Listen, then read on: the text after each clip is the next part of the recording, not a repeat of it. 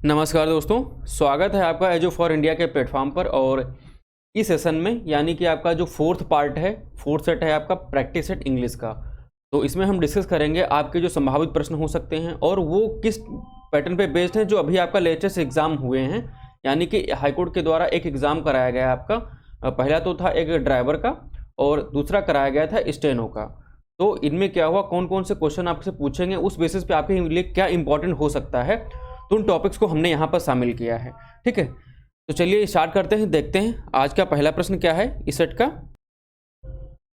तो प्रश्न में दिया गया है कि डायरेक्शन में क्या है कि out of 4 alternatives choose the one which can be substitute for the given word of a sentence. तो यहाँ पे वन वर्ड सब्स्टिट्यूशन दिया गया है, वो वर्ड के लिए हो सकता है या फिर सेंटेंस के लिए हो सकता है। क्वेश्चन को आपको एग्जाम में अच्छे से पढ़ना है। सेंटेंस का दिया है कि a group of 3 powerful people, 3 जो हैं लोग हैं और वो कैसे हैं, पावरफुल लोग हैं, उनका एक ग्रुप है, तो उसे हम क्या कहेंगे। तो ट्रियो कह सकते हैं। तो ट्राइब का मतलब होता है कि 3 जो सामान्य लोगों का समूह होता है। ठीक है, वहां पर भी क्या होंगे, 3 लोग होंगे, लेकिन वो क्या होंगे, सामान्य लोग होंगे। तो ये तो नहीं हो सकता है। ठीक है, अब अगला जो देख सकते हैं ट्रिटियम, तो आप तो केमिस्ट्री में पढ़े होंगे, वो एक है एलिमेंट है। फिर यहाँ पे देखते हैं आपका जो ट्राइवेंट है, तो इसका मतलब क्या हो जाता है, इसका मतलब कुछ अलग डिफरेंट होगा। एक लोहे के आकार का एक मतलब होता है और इस तरीके से कुछ, तो उसकी आकृति जो होती है उसको ट्राइवेट बोलते हैं। यहाँ पे जो दिया है ट्रिम्युवेरेंट, ठीक है, तो ये आपका सही उत्तर हो जाएगा आपका इस प्रश्न के लिए, यानी कि विकल्प डी आपका सही उत्तर होगा। इसमें क्या होगा कि 3 लोगों का एक समूह है, जिसमें कौन से लोग हैं, वो पावरफुल पीपल हैं। ठीक है, तो उन्हें याद रखना है, शक्तिशाली लोग हैं। अगला प्रश्न दिया गया है कि आउट ऑफ 4 अल्टरनेटिव्स, इसमें भी क्या करना है, वन वर्ड हमें क्या करना है, चूज करना है। फिर देखते हैं इसमें दिया क्या है कि science regarding principle of classification, कि मतलब एक ऐसा विज्ञान इसके परिप्रेक्ष्य में हो जिनके सिद्धांत क्या हो, जो क्लासिफिकेशन है। क्लासिफिकेशन को आप जानते हो वर्गीकरण के नाम से। ठीक है, तो ये वर्गीकरण के नाम से जानते हैं। तो क्लासिफिकेशन का जो वर्गीकरण का जो ब्रांच है उसे क्या कहते हैं। तो टैक्सीडर्मी की अगर बात करें तो टैक्सीडर्मी क्या हो जाता है, जो सबसे पहले ये बता दें, जो डर्मा होता है, डर्मा का मतलब होता है स्किन। ठीक है, और टैक्सीडर्मी में क्या हो जाता है, जो मृत जानवर होते हैं, ठीक है, तो उनको जो सजाने की वो कला वगैरह होती है, उनकी जो स्किन का यूज़ करके, खाल का यूज़ करके, तो वो चीज़ें होती है टैक्सीडर्मी। टैक्सोनॉमी जो दिया गया है, यही आपके इस प्रश्न के लिए मतलब ये जो बात कही गई इसका सही उत्तर हो जाएगा, यानी कि विकल्प भी इसका सही उत्तर होगा। ठीक है, ये क्लासिफिकेशन के लिए जो साइंस होती है उसका है। फिर यहाँ देखते हैं आपका टैक्सिकोलॉजी। टैक्सिकोलॉजी में क्या होता है, जो विश्व विज्ञान होता है ना, उसे आता है। बाकी ये क्लासिकोलॉजी बाकी छोड़ देते हैं। बाकी ऊपर के आपके क्या है, 3 ज़्यादा इंपॉर्टेंट है, सिर्फ उन्हीं 3 को डिस्कस कर रहा हूँ मैं। फिर आगे देखते हैं, यहाँ पर क्या दिया गया है कि हमें एक्टिव दिया गया है, जैसे यहाँ पर आप देख पा रहे होगे एक्टिव वाइज, और आउट ऑफ 4 अल्टरनेटिव चूज क्या हमें क्या करना है, हमें पैसिव वाइज चूज करना है यहाँ पर। तो इससे पहले आप पढ़ चुके हो कि पैसिव वाइज का यहाँ पर फॉर्मेट क्या होता है। इसमें क्या होता है, ऑब्जेक्ट का सब्जेक्ट और सब्जेक्ट का ऑब्जेक्ट बदल जाता है। ठीक है, तो सबसे पहले यहाँ पर देखते हैं यू हो जाएगा, तो यू हो गया। फिर यहाँ पर क्या हो जाता है, हमें वी में बी चाहिए, इसके बाद में हेल्पिंग वर्ब तो चाहिए ही चाहिए, तो उसके बाद में हेल्पिंग विल रहेगा। देखो कैन नहीं हो सकता, ये कैंसिल हो गया, ए वाला में नहीं हो सकता यहाँ पर, तो बी वाला कैंसिल हो गया। ठीक है, अब देख लेते हैं कि हमें बी मिलना चाहिए। बी किस में है, you can be laughed eight bye them, तो ये वाला विकल्प सी आपका सही उत्तर हो जाएगा। देखो और क्यों नहीं होगा, यू विल सही है, हैव बीन, जो बीन लग गया है ना, इस तरीके से ये कैंसिल हो सकता है आसानी से, और ये आप विकल्प सी आसानी से चूज कर सकते हो। अब देखते हैं आगे का जो प्रश्न दिया गया है। इसमें ये कह रहा है कि a sentence has been presented as indirect speech. ठीक है, out of 4 alternative choose the one which can be correctly express the same sentence in the direct speech. हमें क्या दिया गया है, इसमें डायरेक्ट इनडायरेक्ट हमें करना है। इसके लिए क्या सही होगा, सेंटेंस का दिया गया कि ही सेड, उसने कहा, इसको हम कभी नहीं चेंज करते। I have done my job, तो इसके लिए क्या होगा, सेंटेंस आपका सही। सबसे पहले यहाँ पे जानते हो कि हमें ये कौन सा दिया गया है, आपका प्रेजेंट परफेक्ट टेंस दिया गया है। ठीक है, हम जब इसको चेंज करेंगे तो क्या हो जाएगा, वो पास्ट परफेक्ट में हो जाएगा। तो पास्ट के लिए यहाँ पर हैव को क्या कर देंगे, हम हैड कर देंगे। ठीक है। और आई को क्या कर देते हैं, ही कर देते हैं जब इसको चेंज करते हैं। तो पहले ये देख लेते हैं हम, और इसकी क्या करेंगे हम, ये V3 यूज करेंगे, यानी कि थर्ड फॉर्म यूज करेंगे। तो ही सेट सब में है, यानी कि यहाँ तक दैट से जुड़े हैं, ये सारे ठीक हैं। अब इसके आगे देखते हैं, ही का, आई का ही सब में दिया गया, ठीक है। अब देखो हैव का हैड होना चाहिए, हैज दिया, ये मतलब कैंसिल हो जाएगा, खत्म हो जाएगा। हैव दे दिएगा, ये भी कैंसिल हो जाएगा, ठीक है। अब बचता है हैड, इसमें भी दिया, इसमें भी दिया, चलिए ठीक है। डन हिज जॉब सही है, डन हिज जॉब सही है। अभी हमें देखो बीन लग गया, तो ये कैंसिल हो जाता है, और आपका जो विकल्प सी है आपका उत्तर हो जाएगा, ठीक है। तो आपने अगर मेरा एक क्लास नंबर 3 जो था इंग्लिश का, जिसमें कंप्लीट रिवीजन है, अगर आप उसको रिवाइज कर लेते हैं कई बार, तो आप अच्छी खासी मात्रा में क्वेश्चन कर सकते हैं सही, क्योंकि इससे पहले जो एग्जाम हुआ स्टेनो वगैरह का, उसमें से काफ़ी ज़्यादा क्वेश्चन पूछे गए हैं। इसलिए मैं उसे रिकमेंड करूंगा कि आप उसको कई बार रिवाइज करके जाएं।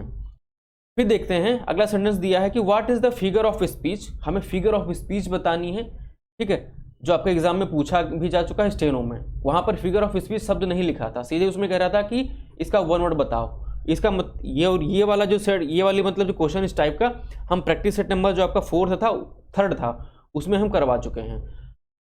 अब कहने क्या डेफिनेशन क्या दी गई है, which a statement is a made emphatic by overstatement. एक ऐसा स्टेटमेंट कहा जाता है जो क्या करता है, ज्यादा जोर डालता है या प्रभाव डालता है, ठीक है, किसी चीज के ऊपर। तो वो क्या कहते हैं, ज्यादा जोर डाल करके जब किसी बात को कहते हैं, तो वो फिगर ऑफ स्पीच कौन सी होती है। तो इसमें आपको ध्यान रखना है, वो हो जाता है हाइपरबोल। हाइपरबोल मतलब हो जाता है हिंदी में, अगर आप याद रखें तो उसे आप कहेंगे अतिशयोक्ति, ठीक है। अतिशयोक्ति मतलब होता है बढ़ा चढ़ा कर किसी बात को कहते हैं, ज्यादा जोर डाल करके उसको बड़ा करने की कोशिश करना बातों के द्वारा, या अपनी भाषा में, भाषा को अलंकृत करने के लिए। तो ये अलंकार ही तो है, तो ये हाइपरबोला हो जाता है, ठीक है। फिर यहाँ पे दिया है ओनोमटोपोइया, तो ये हो जाता है, इसका मतलब क्या होगा, आपने एक पढ़ा होगा कि ध्वन्यात्मक अलंकार, ठीक है, जो ध्वनि से संबंधित होते हैं। इसमें क्या होता है कि किसी शब्द की क्या होती है, जो साउंड होती है, उसके बेस पर पता चलता है, उसका अर्थ या भाव हमें प्रकट होता है, पता चलता है। अगला यहां पर दिया है अपोस्ट्रोफी।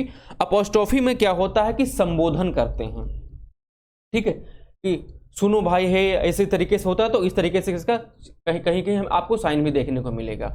ऑक्सीमोरन आपके एग्जाम में भी पूछा गया, जो पिछला हुआ था आपका स्टेनो का, ठीक है। तो उसमें क्या था, इसका मतलब क्या होता है, विरोधाभास। यहाँ पर एक शब्द था जक्सटापोजिट, ठीक है, मतलब जस्ट अपोजिट। यहाँ पर कुछ और दिया गया है, फिर उसका जस्ट अपोजिट उल्टा कोई और बात कह दी गई, तो यहाँ पर क्या होता है, विरोधाभास, यानी कि आपका ऑक्सीमोरन हो जाएगा। तो हमने यहाँ पर आपको 4 क्या करा दिए, रिवाइज करवा दिए हैं।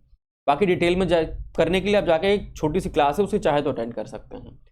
अगला दिया गया है कि the following sentence is jumbled form में है, और इसमें क्या करना है कि चूज द करेक्ट सीक्वेंस किसका है, ABCD का, और frame a correct sentence of the option provided, ठीक है। आप इस क्वेश्चन को करते हैं। यहाँ पर सबसे पहले क्या करते हैं, सबसे पहले हम थीम पढ़ने की कोशिश करते हैं, है क्या कि purity of our life depend on much of the happiness and of our companions and friend. फिर क्या दिया है, और मेकिंग अ वाइस चॉइस। अब इसमें देखते हैं कि क्या क्या कैंसिल हो सकता है। इसमें अगर थीम पढ़ पा रहे हो तो ठीक है, वो तो अच्छी बात है। उसके अलावा भी हम यहाँ पे क्या कर सकते हैं, तो सबसे पहले देखते हैं यहाँ पर कि सबसे पहले क्वेश्चन कौन सा शुरुआत में आ सकता है। देखो सी दिया है, ऑफ से स्टार्ट हो रहा है, तो यानी कि इससे पहले कुछ होगा, तो ये सी से मतलब क्या हो जाएगा, स्टार्ट नहीं हो सकता, यानी कि सी किस में दिया है, विकल्प ए, तो ये कैंसिल हो जाता है, ठीक है। फिर अगला दिया है, हम देखते हैं अंत में क्या हो रहा है। देखो इसमें दिया गया है much of the depend and के बाद वो कुछ, ये सेंटेंस में कुछ और बात जुड़ी है, कहना चाह रहा है, लेकिन देखो विकल्प बी में क्या है, ऑप्शन बी पे चीज कंप्लीट हो रही है, खत्म हो रही है, तो ये सेंटेंस यहाँ पे कंप्लीट नहीं होगा, ये विकल्प बी भी कैंसिल हो जाएगा। फिर देखते हैं आगे जो आपका सेंटेंस दिया गया है, आगे यहाँ पे देख लेते हैं DCBA, ठीक है, डी से स्टार्ट करते हैं, और मेकिंग अ वाइज चॉइस। फिर दिया है सी ऑफ कंपनीज एंड फ्रेंड्स, ठीक है। अब यहाँ पे देखा है विकल्प ए, देख लेते हैं, सीधे डायरेक्ट वाला पोर्शन पकड़ते हैं। यहाँ पर दिया गया है purity of our life depend on, मतलब शुद्धता हमारे लाइफ की डिपेंड करती है ऑन किस पे, आगे कुछ और होना चाहिए, यहाँ पे जुड़ा होना चाहिए, लेकिन ये क्या कह रहा है कि बात यही कंप्लीट हो जा रही है, तो ये क्या हो जाता है, यहाँ पर आपका गलत हो जाता है, यानी कि आपका जो विकल्प डी वाला दिया हुआ है ये भी क्या हो जाएगा, आपका गलत हो जाएगा, ठीक है। इसका सही उत्तर क्या होगा, विकल्प सी आपका सही उत्तर हो जाएगा। तो इस तरीके से इनको आप कैंसिल आउट कर सकते हो। फिर आगे दिया गया है, एक तो थीम पढ़ कर भी कर सकते हो, यानी कि आपने पूरा सेंटेंस पढ़ लिया, हमारे दिमाग में क्या स्टोरी क्लिक हुई उसके बेस पे आप भी क्वेश्चन कर सकते हो। एक तो इस तरीके से अगर बड़ा सेंटेंस है तो आप इन चीज़ों को हटाकर एलिमिनेट करके कर सकते हो। फिर आगे दिया गया है ABCD दिया गया, हमें भी इसको क्या करना है, एक मीनिंगफुल सेंटेंस में क्या करना है, इसको अरेंज करना है। दिया है my action toward him, he told me several things, had been felt to be very unkind and one of them was that. देखो यहाँ पे विकल्प डी एंड से स्टार्ट हो रहा है, ठीक है, यानी कि इसके पहले कोई आंसर होगा, मतलब कोई सेंटेंस होगा, और वाज दैट कह रहा है, ठीक है। अब यानी कि ये तो ना शुरू हो सकता है ना खत्म हो सकता है, किसी बीच में आएगा, तो शुरुआत में डी है नहीं तो कोई ऑप्शन कैंसिल नहीं कर सकते। वाज दैट पे कोई क्वेश्चन खत्म, मतलब यहाँ पे बात कंप्लीट तो होगी नहीं हमारी, तो देखते हैं डी पे कौन ऑप्शन खत्म हो रहा है। देखो यहाँ पे डी दिया गया है तो डी लास्ट में नहीं होगा, इसलिए विकल्प बी कैंसिल हो जाता है, ठीक है। फिर यहाँ पे देखते हैं अगला दिया है माई चॉइस टुवर्ड हिम, ठीक है, और he told me several things. फिर आगे आपका हो जाता है had been felt to be very unkind. तो अगर बाकी का अगर इसमें पढ़ सकते हैं, थीम बेस पर अगर निकालने की कोशिश करें तो सबसे पहले आपका क्या आएगा, ही टोल्ड मी सेवरल थिंग्स, उसने मुझे कई सारी बातें बताई, उनमें से क्या था, और one of them was that, उनमें से एक थी कौन सी, उनमें से एक आपकी थी कौन सी, कि माई एक्शन टुवर्ड हिम, मेरे जो आपके जो क्रियाकलाप हैं उसके प्रति या उसकी तरफ, had been very fail to be, मतलब had been fail to be very unkind, कि क्या थे वो बिल्कुल क्या कहते हैं अलग टाइप के थे, ठीक है, मिसमैच टाइप के थे। तो ये बात यहाँ पे कंप्लीट हो रही है थीम की बेस पे, तो यहाँ पर आप थीम के बेस पर भी इसको ऑप्शन बी को आप टिक कर सकते हो, ठीक है। अगला जो यहाँ पर दिया गया है विकल्प सी में देखो हैड से क्वेश्चन स्टार्ट हो रहा है तो ये भी आपका कैंसिल आउट हो जाएगा, ठीक है। फिर आगे दिया गया है, यहाँ पर विकल्प दी गया ही टोल्ड मी सेवरल थिंग्स के बाद में आखिर क्या, आगे क्या, ठीक है, आगे कुछ और होना चाहिए, तो यहाँ पर नहीं, तो ये भी विकल्प ए इस तरीके से कैंसिल हो सकता है। तो आप एक तो थीम बेस पे कर सकते हो, एक तो ऑप्शन कैंसिल करके भी कर सकते हो इनको, और पूरे नंबर मतलब आपके सही हो जाएंगे, मतलब पूरे मार्क्स आपको मिल जाएंगे, ठीक है। आगे देखते हैं यहाँ पे दिया हुआ है, इसमें हमें क्या करना है, सिनोनिम करेक्ट चूज करना है हमें चारों में से। आपका वर्ड दिया गया है ऑर्डुअस का मतलब होता क्या है, सबसे पहले ये देख लेते हैं। तो ऑर्डुअस का जो मतलब होता है वो हो जाता है आपका कठिन, ठीक है, कोई भी काम करने में क्या हो बहुत कठिन टाइप का लगे तो वो ऑर्डुअस हो जाता है।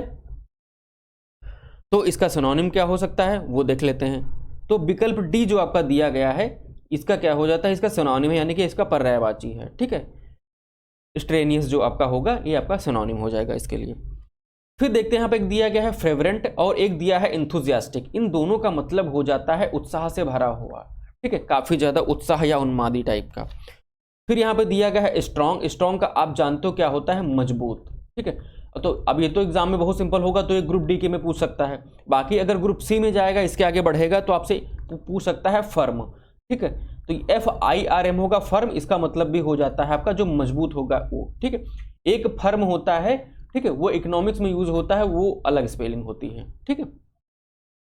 फिर यहाँ पे देखते हैं हमें इसमें क्या बताना है, एंटोनिम बताना है, यानी कि विलोम क्या होगा।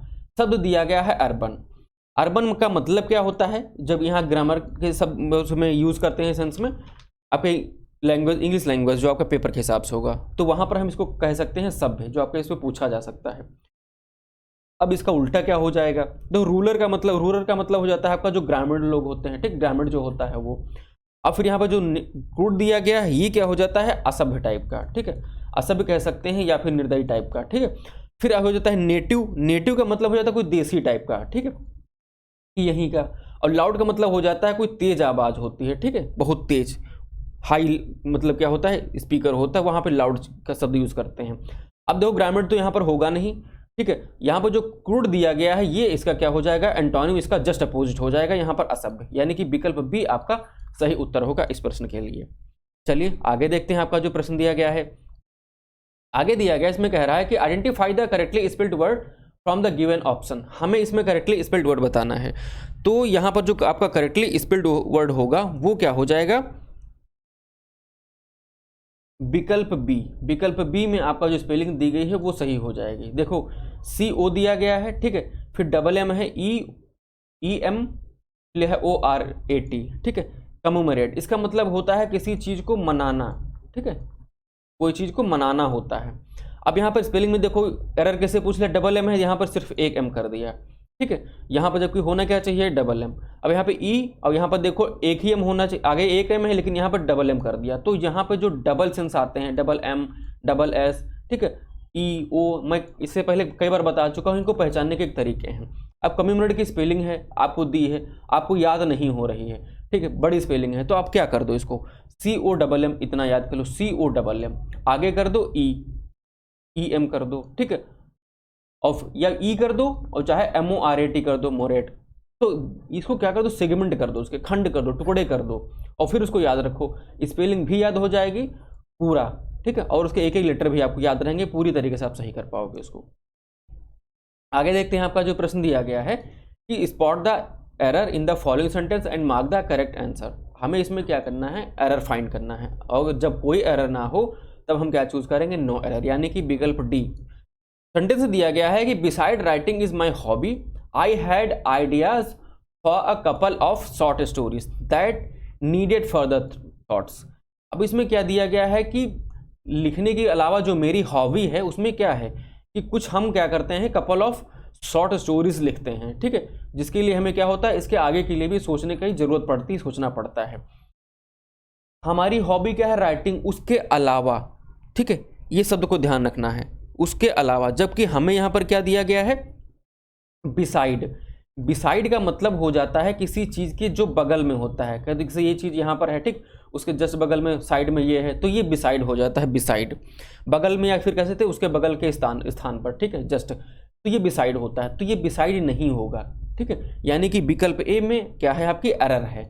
अब यहाँ पे बिसाइड की जगह पर क्या यूज कर सकते हैं, बिसाइड की जगह पर आप यूज करोगे BESIDS, उसमें एस लगेगा, तो उसके वहां पर क्या हो जाएगा, के अलावा, ठीक है, के अलावा। अब यहाँ पर सेंटेंस का अर्थ क्या निकल करके आया, जो लिखने की हॉबी है उसके अलावा क्या करते हैं, शॉर्ट स्टोरीज को सोचने का भी काम करते हैं, उनके आइडियाज पर, उसके अलावा, यहाँ पर देखो अर्थ निकल रहा है।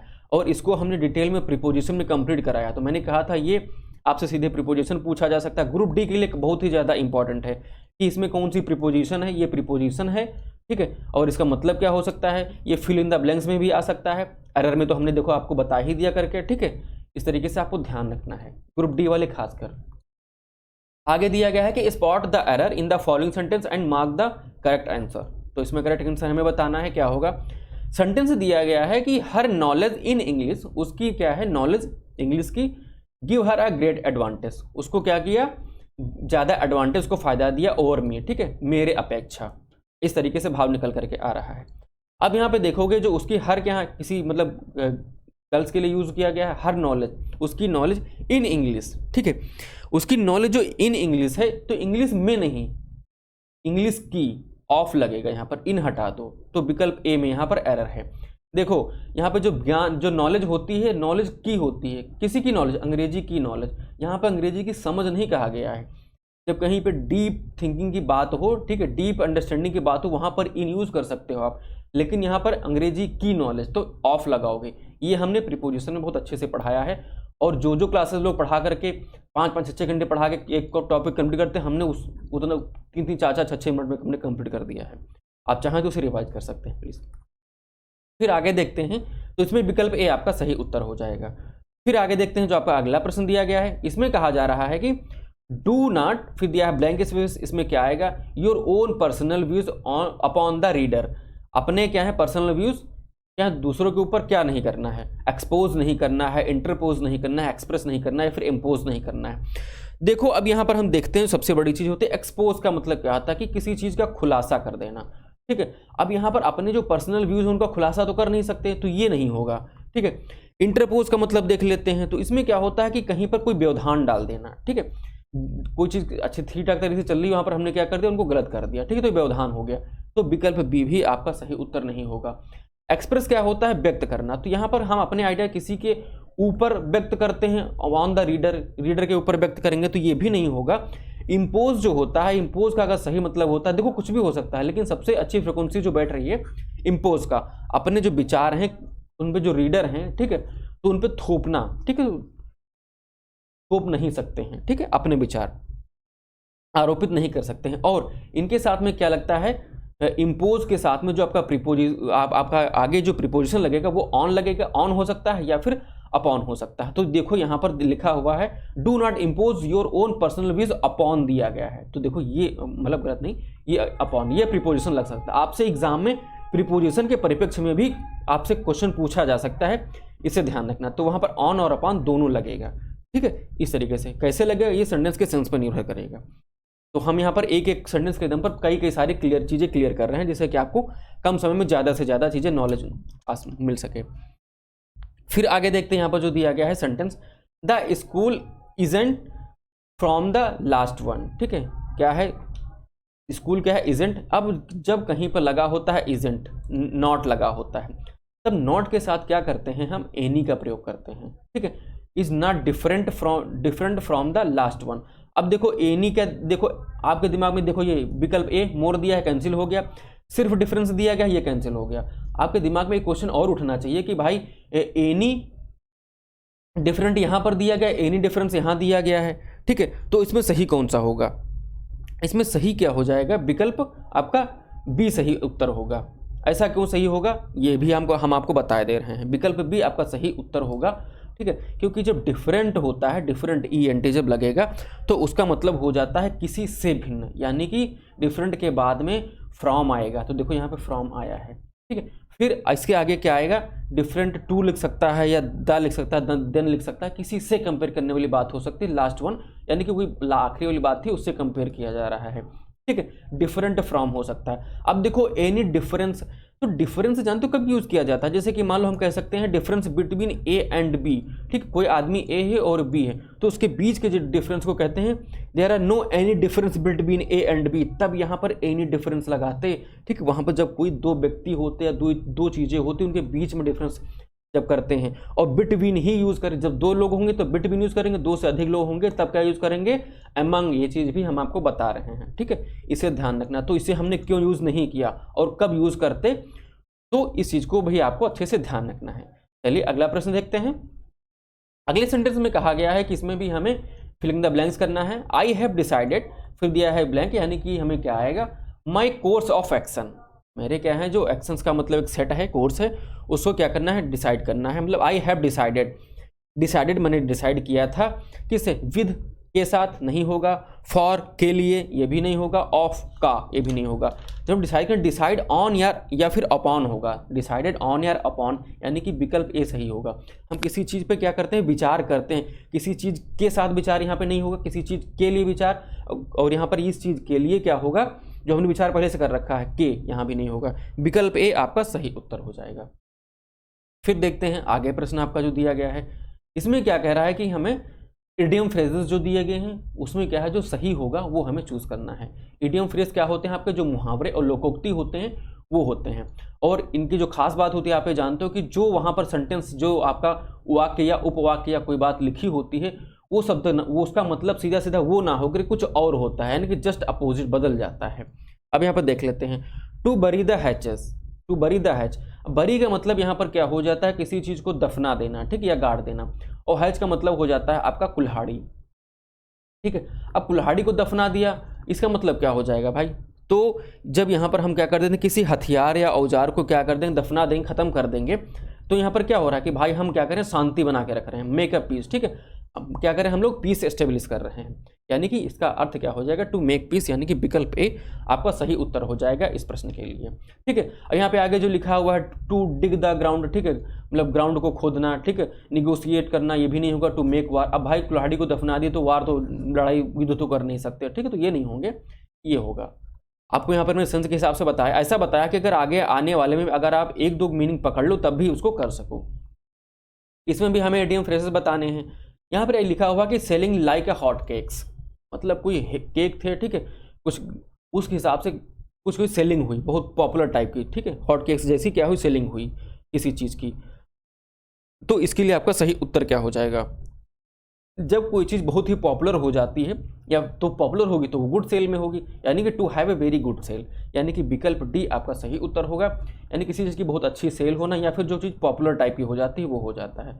यहाँ पे दिया हुआ I have a, to have a good session, तो ये नहीं होगा, और एज ए प्लान ये भी नहीं होगा, और जो दिया गया है वेरी स्लो सेल, तो यहाँ जब हॉट केक सेलिंग हो रहा है तो वेरी स्लो हो ही नहीं सकता, इस तरीके से कैंसिल भी कर सकते हो वहाँ पर एग्जाम में आप।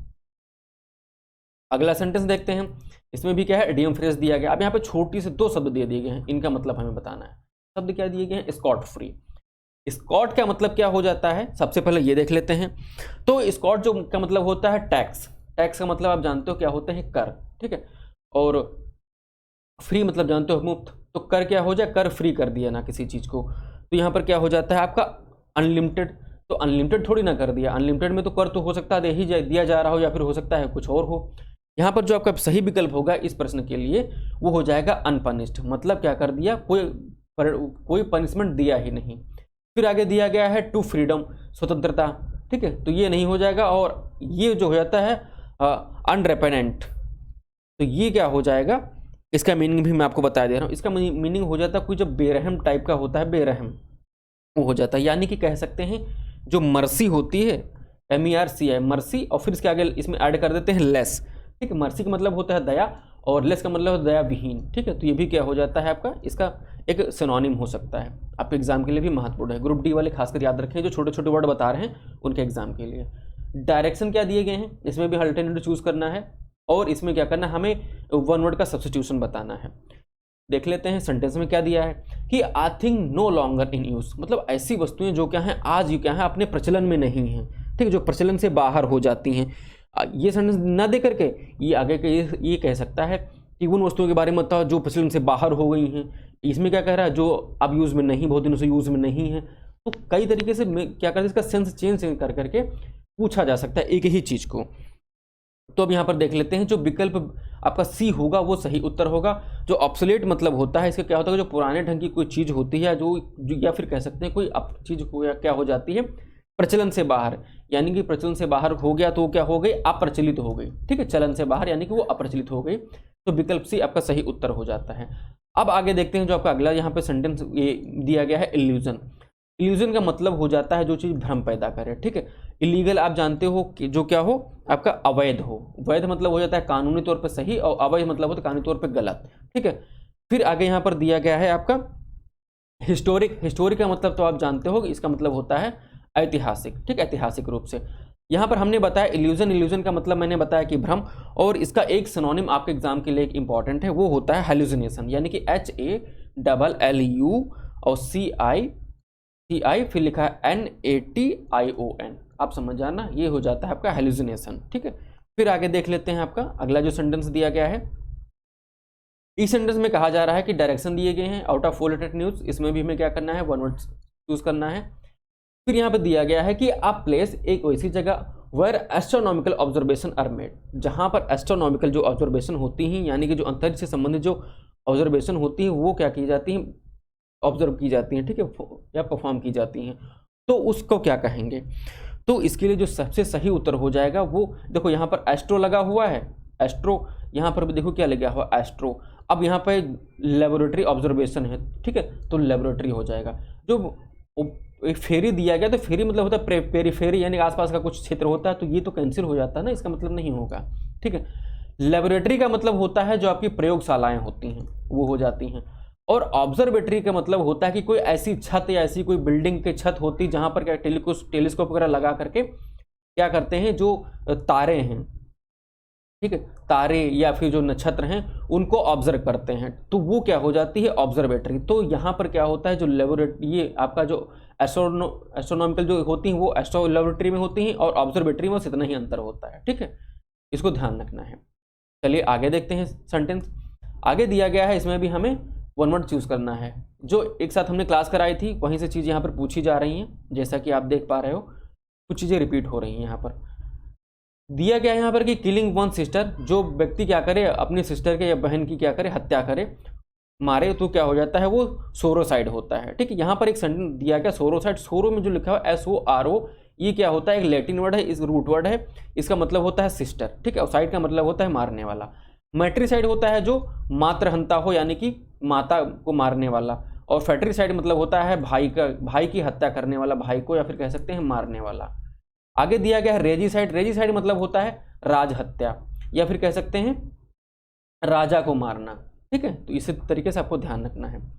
फिर देखते हैं अगला जो सेंटेंस दिया गया है, इसमें भी हमें क्या करना है, इंप्रूवमेंट करना है। इस तरीके से आपके एग्जाम में क्वेश्चन आ रहे हैं और पूछे भी जा सकते हैं। अब अगर कोई क्वेश्चन ना दिया हो, मतलब जरूरत ना हो, तो हमें नो इंप्रूवमेंट भी हम यहाँ पे सिलेक्ट कर सकते हैं। सेंटेंस दिया गया है, government official keep throwing the buck to others. यहाँ पर क्या है, गवर्नमेंट के जो ऑफिशियल्स हैं यानी कि जो अंदर काम करते हैं वो क्या कर रहे हैं, अब क्या करते हैं, बक टू थ्रोइंग, ठीक है, थ्रोइंग टू द बक। अब यहाँ पे देख लेते हैं, थ्रोइंग, थ्रोइंग का मतलब होता है फेंक के मारना, ठीक है, ये हो जाता है। बक का मतलब होता है, बक का मतलब तो एक हो जाता है जो एक हिरन होता है, ठीक है, हिरन की एक प्रजाति होती है, एक मीनिंग ये हो जाता है। दूसरा मीनिंग भी इसी मीनिंग का हो जाता है कि जो अपनी जिम्मेदारियां होती हैं, ठीक है, उनको, किसी व्यक्ति की जो रिस्पॉन्सिबिलिटीज़ होती हैं। अब यहाँ पर हो जाता है कि गवर्नमेंट के जो ऑफिशियल हैं अपनी जो जिम्मेदारियां हैं वो दूसरों पर फेंक के मारते हैं, ठीक है, तो या थ्रो करते हैं। तो भाई ये थ्रोइंग हुए तो ये तो गलत हो गया, ठीक है, यानी कि हाँ ये जो हमें इंप्रूवमेंट की यहाँ ज़रूरत है और यहाँ लिखा है नो इंप्रूवमेंट, तो ये विकल्प डी तो आपका कैंसिल हो गया, ठीक है। अब इंप्रूवमेंट क्या होगा ये देखते हैं। अपनी जिम्मेदारियों को क्या करते हैं, किसी को दे देते हैं। भाई कोई क्यों लेगा तुम्हारी जिम्मेदारियां, नहीं हो सकता, विकल्प डी गिविंग। आप क्या कर देते हैं, डोनेट कर देते हैं अपनी जिम्मेदारी, किसी को आप दान नहीं कर सकते, डोनेट नहीं कर सकते, ये भी गलत हो जाएगा। पासिंग, हम क्या कर देते, वो क्या गवर्नमेंट ऑफिसर्स क्या करते हैं, अपनी जिम्मेदारियों को पास कर देते हैं, ठीक है। हमारे पास कोई चीज़ है, अपने बगल वाले को पास कर दिए, ठीक है, हमारे आसपास जो उनको पास कर दिए। अब पास करने का मतलब ये नहीं होता हम पास कर रहे हैं, ठीक है, जरूरी नहीं उसके अपनी मन से वो ले रहा है या फिर हम क्या कर रहे हैं, जबरदस्ती दे रहे हैं, ठीक है, या देने की कोशिश कर रहे हैं, तो उस सेंस में हम यहाँ पर पासिंग का यूज़ करेंगे। विकल्प बी आपका सही उत्तर हो जाएगा। चलिए अगला प्रश्न देखते हैं। यहाँ पर अगले प्रश्न में दिया गया है इंप्रूवमेंट, इसमें दिया गया है कि she angrily broke up the letter. तो यहाँ पर देखो ब्रोक का मतलब होता है तोड़ना, ठीक है, और यहाँ पर क्या दिया गया, ब्रोक द लेटर। भाई लेटर को कोई तोड़ सकता, नहीं तोड़ सकता, तो यहाँ पर ये जो विकल्प डी दिया गया कि इंप्रूवमेंट जरूरत नहीं है, तो ये कैंसिल हो जाता है अपने आप में, ठीक है। फिर यहाँ पे अगला दिया है ब्रेक इन। ब्रेक इन मतलब मैंने क्या बताया था, सेंध लगाना, किसी के घर में क्या होता है, चोरी के मंशा से घुसना, तो ब्रेक भी नहीं हो सकता, ये तोड़ तो सकते नहीं, ठीक है। अगला दिया गया है यहाँ पर टोर अप और टीयर्ड अप। देखो मैं बता रहा हूँ यहाँ पर जो आपका सही उत्तर क्या हो सकता है। देखो TEAR टीयर हो जाता है, एक अगला आपका होता है TORE टोर होता है, फिर एक आपका होता है TORN। यहाँ पर जो आपका हो जाएगा विकल्प ए आपका सही उत्तर होगा। कैसे होगा, जो आपका जैसे यहाँ पर दिया है ब्रोकअप द लेटर, उसने क्या गुस्से से क्या किया था, अपना मतलब क्या था, पत्र फाड़ दिया था, तो टीयर लगेगा नहीं, यहाँ पर V2 फॉर्म लगेगी। तो V2 फॉर्म कौन सी, टोर है, तो टोर ये हो जाएगा, टीयर्ड होगा नहीं, ठीक है, ये नहीं होगा। विकल्प ए आपका सही उत्तर हो जाएगा। इस तरीके से आपको ध्यान रखना है, विकल्प ए। आगे चलते हैं, देखते हैं। इसमें भी दिया है इंप्रूवमेंट करने के लिए, दे टोल्ड मी, उन्होंने मुझसे कहा था, दैट क्या, they had build a new house. अब यहाँ पर देखो क्या है, परफेक्ट की बात हो रही है, लेकिन बिल्ड के अगर V1 V2 V3 दोनों देख लेते हैं क्या हो जाता है। देखो इसमें दिया हुआ है BUILD, फिर आगे लिखते हैं BUILT, बुल्ट हो गया, फिर आगे दिया है BUILT। जो यहाँ पर जो आपने देखा ये हो जाती है आपकी जो V1 होती है, यानी कि वर्ग की फर्स्ट फॉर्म होती है, सेकंड फॉर्म होती है, ये क्या हो जाती है, थर्ड फॉर्म। तो यहाँ पे फर्स्ट सेकंड और थर्ड एक ही जैसी हैं। अब यहाँ पे क्या करेंगे, तो ये बिल्ड जो हो गया ये नहीं होगा, हैड बिल्ड, तो विकल्प डी आपका कैंसिल हो गया। फिर आगे यहाँ पर क्या दिया गया है, हैड की जगह पर हैड ही रहेगा, तो ये हाई वाले आपके क्या हो जाएंगे, कैंसिल हो जाएंगे, जितने हैव हैं कैंसिल हो जाएंगे। विकल्प सी बचा आपका, ये आपका सही उत्तर हो जाएगा। तो किस तरीके से आप एलिमिनेट कर सकते हो चारों ऑप्शन को, कितने भी क्लोज दिए हैं तब भी, ठीक है, थोड़ी सी नॉलेज को ले अगर इंप्लीमेंट करेंगे आप तब भी। आगे दिया गया है कि one should exercise their rights to vote. अब देखो यहाँ वन लिखा है, तो वन का जो यहाँ पर यूज करेंगे तो वंस हो जाएगा, देयर तो नहीं होगा, तो ये क्या हो जाता है, कैंसिल, यानी कि विकल्प डी आपका हट गया, ठीक है। वन के लिए वंस ही यूज होता है, यानी कि विकल्प सी आपका सही उत्तर हो जाएगा, हिज और होगा नहीं। चलिए अगला प्रश्न देखते हैं। अगले में भी दिया गया है कि सी सैंक विद अ मॉन ऑफ पेन।